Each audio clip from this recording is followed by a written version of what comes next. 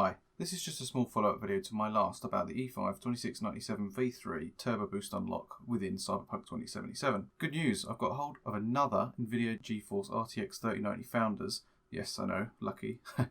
So I can continue testing from the last time and test a few more games in the future. The last video gauged a small amount of interest which surprised me, which is why I thought I'd dig a bit deeper and share my Chinese Xeon experience with you all. So, on to Cyberpunk. I've now finished the main story, and I'm not going to spoil the ending by telling you about the ending I got. However, there was a ton of stuff that I've seemingly skipped over in the game, so I intend to continue all of the side missions in the coming weeks. In the first video, I was using a single E5-2697 V3 CPU with Turbo Unlock V3 X4 driver with a 90 mV undervolt. However, I found this was ultimately unstable and I dialed it back to minus 50 mV and now the system is stable. However, I've lost 100 MHz with 14 active cores while gaming. But I've been experimenting with my two E5-2697 V3s as 12 core parts with and without HT. So today I'm going to share and compare my results. The setup is exactly the same as last time apart from the fact that I'm now using two processors instead of one. The results were taken on Cyberpunk version 1.05 from the same load game as soon as the game had opened for a fair comparison, as I've read that a lot of people have been getting better performance simply by restarting the game. Let's get started.